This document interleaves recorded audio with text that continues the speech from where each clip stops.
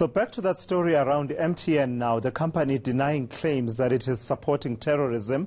A U.S. court has been told that the network operator and other large corporates made payments to the Taliban in order to protect their businesses in Afghanistan. Let me get you perspective then. I'm joined via Skype by Afro-Middle East Center researcher, that's Ibrahim Dean. Ibrahim, thank you for talking to me. So MTN entering Afghanistan as a market around 2006, but these allegations are from around 2009 to about 2017. MTN sort of gaining a bit of dominance around 2010 in Afghanistan, certainly increasing its stake there of the market. Knowing the security situation that prevailed over those years in Afghanistan, are you surprised that there's an allegation that the issue of paying protection fees was something that did happen in Afghanistan?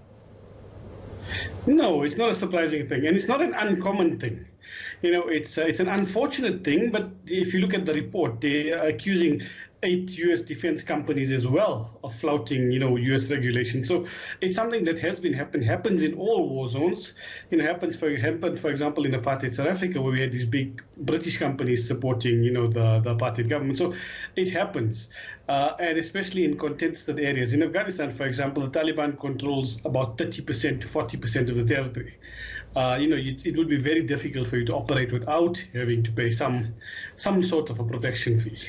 Is this particularly so because, according to reports that I've seen, is that MTN increased its foothold within the Afghanistan cellular telephone market to the point that even those areas that were under the control of the Taliban actually ended up being serviced by MTN? It's not surprising. I would also think that that's a very big possibility. It's an untapped market, according to MTN, and it would be very close to Afghanistan, which is another key MTN market. Iran, which is another key MTN market. So it would be very easy for them to expand, and also in their market. So it's very likely that they did, at least pay money to allow them to operate. But as I said, unfortunately, this is how these crises have been in Afghanistan. And we just have to look at the current report. It's fingering 8 or 6 U.S. contractors as well. Whether or not the judge rules is a different story after that.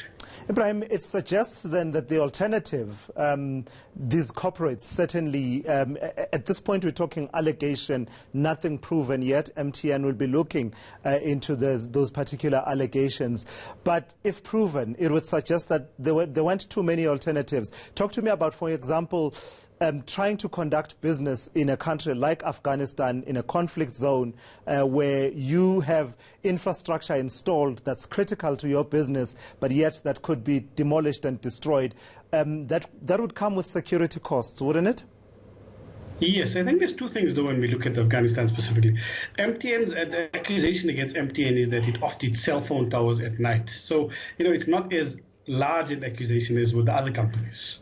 But, in saying so, it would be very difficult, impossible to conduct any form of business without in some way being involved in corruption, because, Afghanistan, according to Transparency International, is very corrupt, or, having links or having to seek or get protection from, in a sense, authorities that are not necessarily the legitimate government of the country.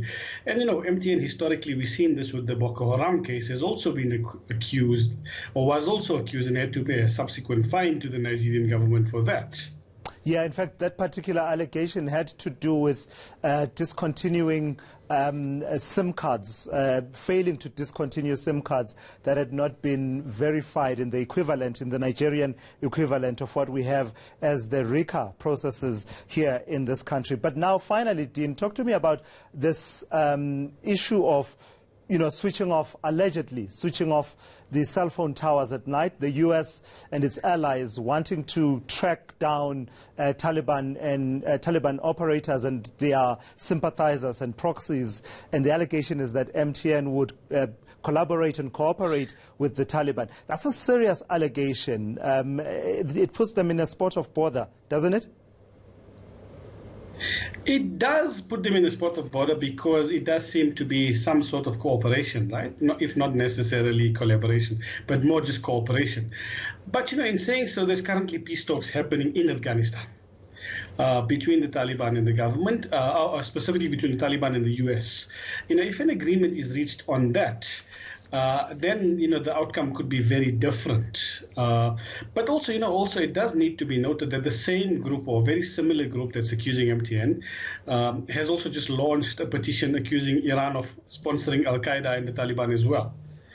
Which is not an allegation that seems to be very logical. It seems to be a lot less logical than the MTN investigation. So we are seeing, especially in U.S. courts, these soldiers and basically these class actions. And so, even if there's a ruling, and it may be a very a big stain on MTN's moral legitimacy, but, in terms of MTN's ability to operate, it may not mean as much as, many may think.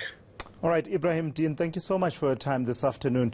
And of course, the company MTN absolutely denying that they cooperated with the Taliban in any way, but saying that they will be reviewing that particular report and basically will be responding to those allegations. And we know how litigious a society the United States of America actually is. So we'll have to watch and see how that plays out in the U.S. courts.